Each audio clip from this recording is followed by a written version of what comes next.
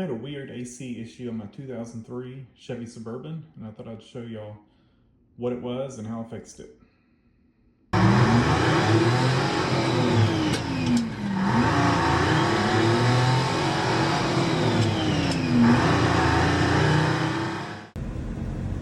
2003 Suburban, and issue I've got here is, if you see, we're sitting here idling. We've got our AC clutch engaged, no. AC disable pressures, no. AC disable wide open throttles, no. Our AC pressure sensor sitting around, well, then it jumped up about 1.14. AC requested is yes, but AC active is no. And see, look, it just switched to yes, back to no.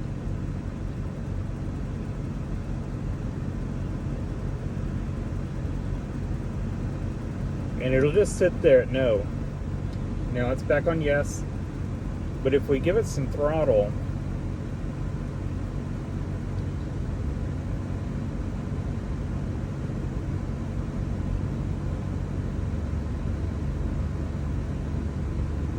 see, it kicks on to yes and it stays. Now I've checked. I mean, it blows, when it's on, it blows cold. I've checked. It's got perfect level of refrigerant in it. The pressures are good. I'm thinking there's something it doesn't like. These things have a stall. I forget what they call it. I'm thinking there's something wrong with the idle. It doesn't like the idle quality, because if you notice, it's not super steady, and I think it is disabling the AC, thinking it's going to stall. I'm going to clean the throttle body, probably clean the mass airflow sensor, cleaning the throttle body. And while I was doing that, I kind of looked over at my belt and saw that, and I was like, oh man. I was like, I just put this belt on not too long ago. And so I pulled it off, and I'm seeing like that. And this is a Bando 6PK2365, made in USA. I love Bando belts. And I was thinking, I was like, well, what is eating up my belt? So I'm looking all over it, and then I see this, and I'm like, holy cow. So then I actually go back and look, and I swear I replaced this. This belt's 9 years old, and it's probably got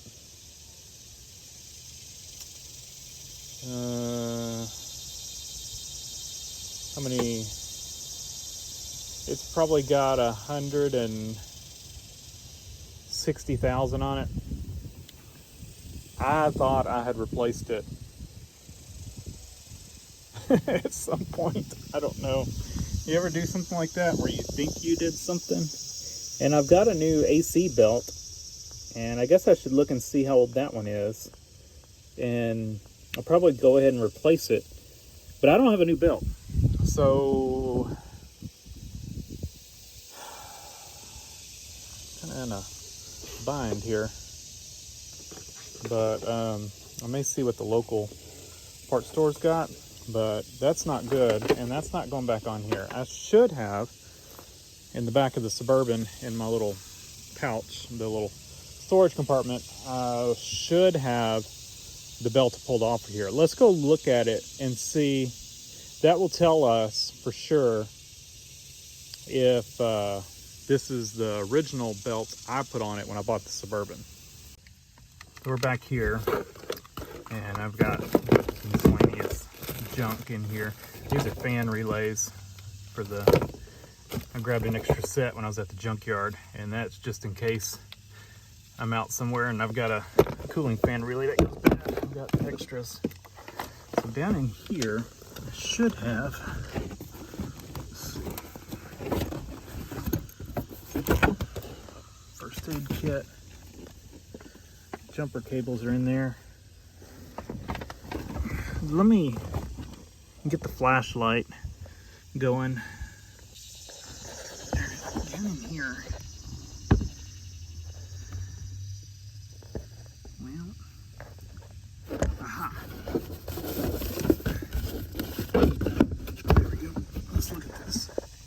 unfortunately I lost some footage here, but you can see me kind of pulling this belt out.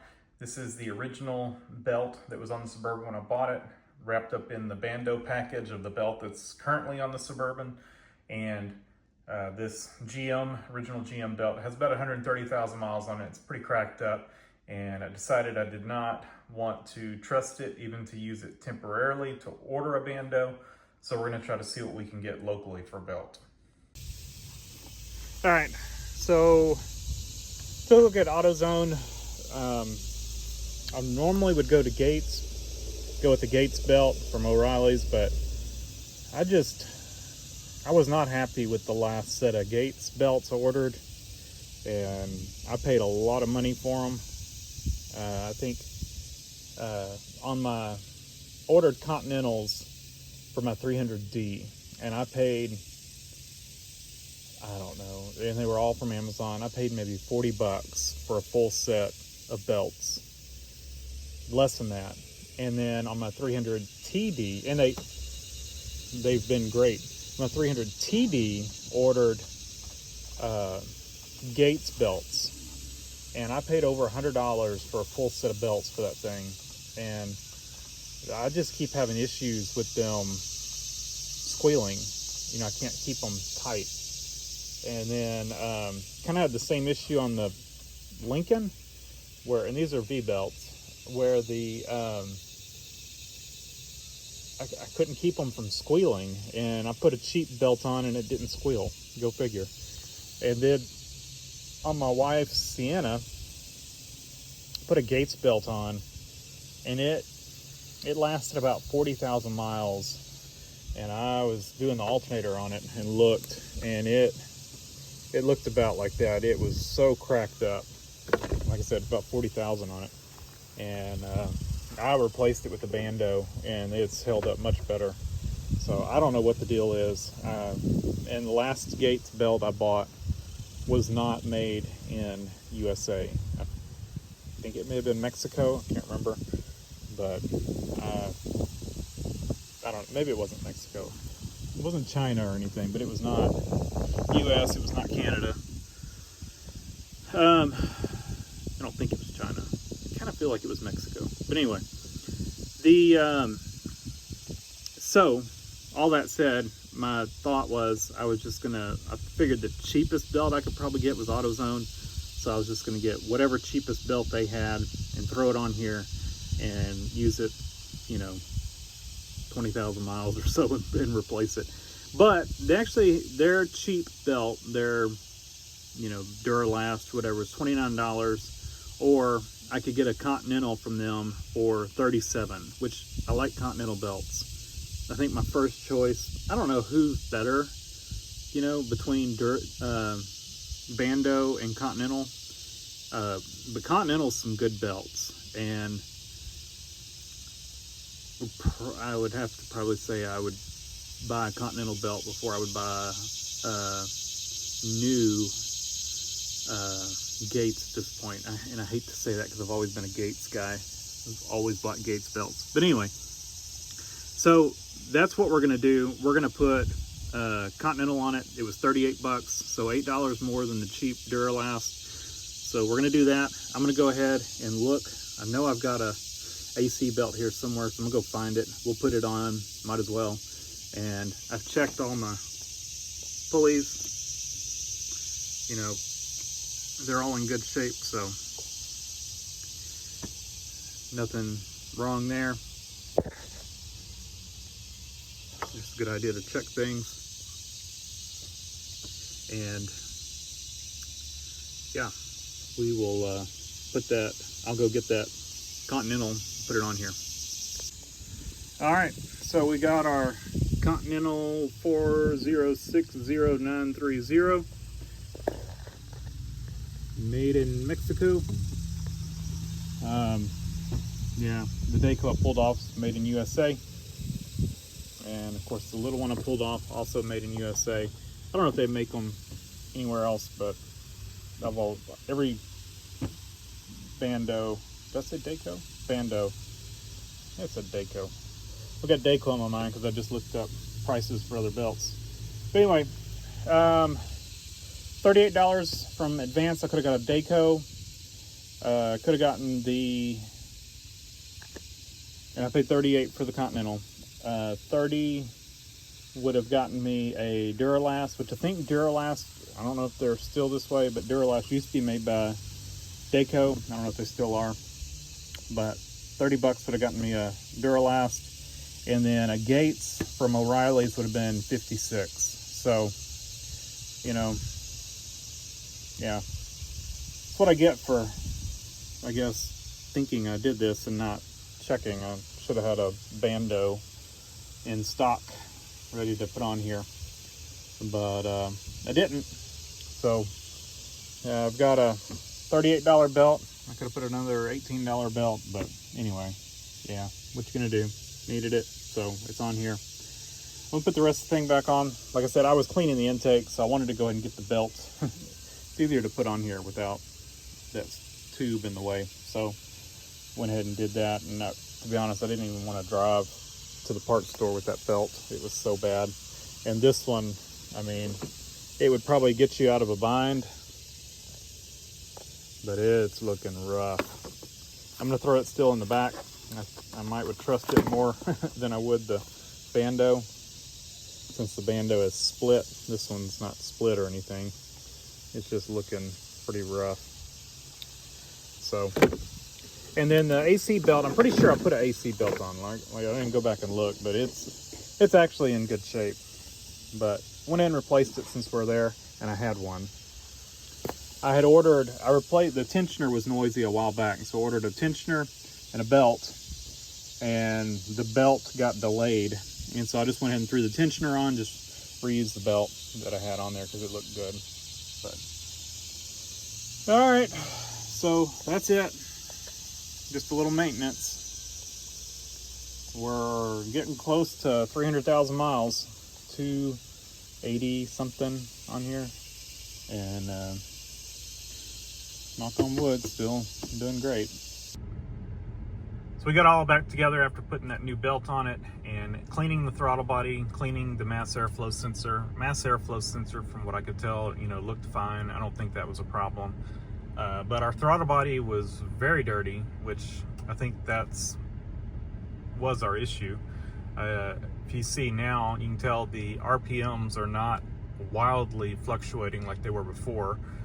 We've got some fluctuation, which is to be expected, but not 100 plus RPM fluctuations. And our AC requested and AC active have lined up.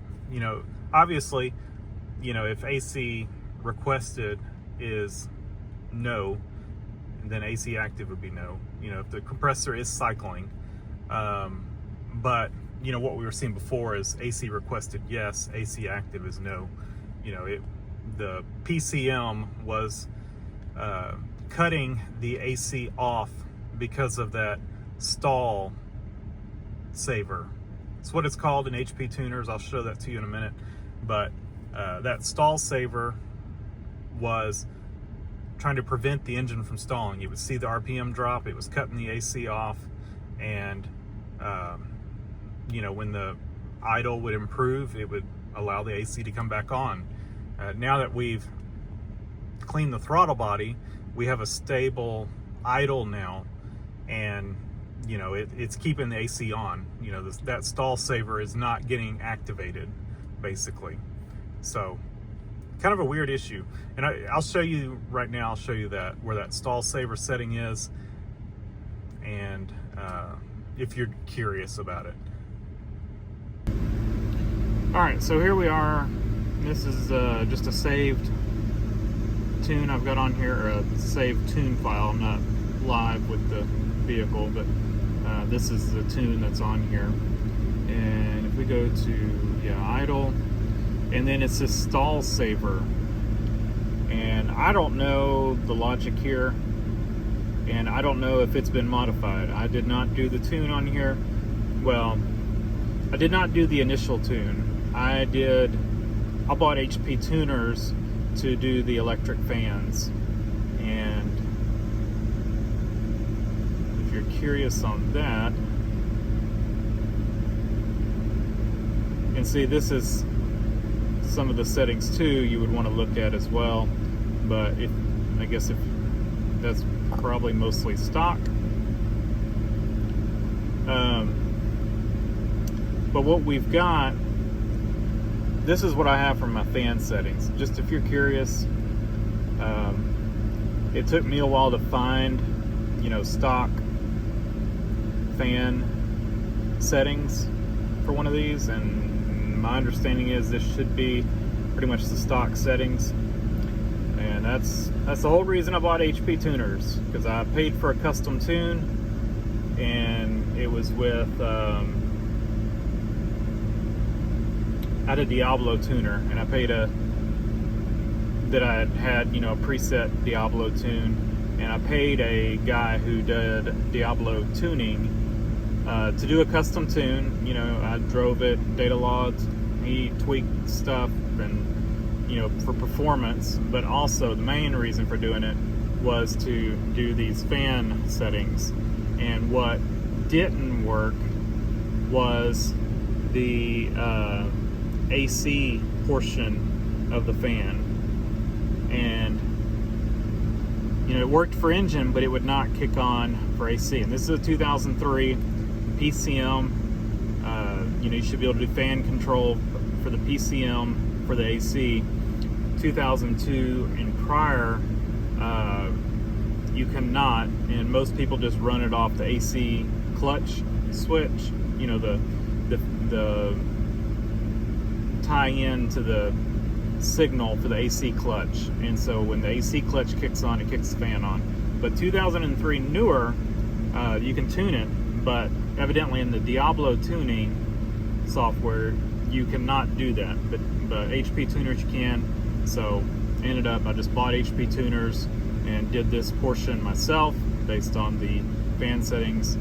Anyway, we're not doing what we were here, but I'm kind of just buying some time to watch this, and this thing has been rock steady. Idle quality, I can feel it too. I mean, it is definitely smoother than it was before, and it's definitely keeping the AC on, which it was not before. So I don't know, who knows, maybe that is slightly modified, or I could change it, but I'm not sure. And it seems to be working now, so we're going to leave it, and hopefully that's our issues fixed. So actually recorded all this video back in June of last year, and just kind of wanted to give it some time, make sure it fixed our issue. It has, no further issues. It definitely was the idle being erratic, and either cleaning the throttle body or cleaning the mass airflow sensor. One of those two fixed it. Most likely the throttle body. It was pretty gummed up, carbon and stuff. So, and the idle is still, as smooth as it can be. So, kind of an odd issue there, but it's fixed, and it was a easy fix, but a weird one. So, thanks for watching. Leave a comment down below. If you've run across this issue before, let me know. Hit that like button and subscribe for more.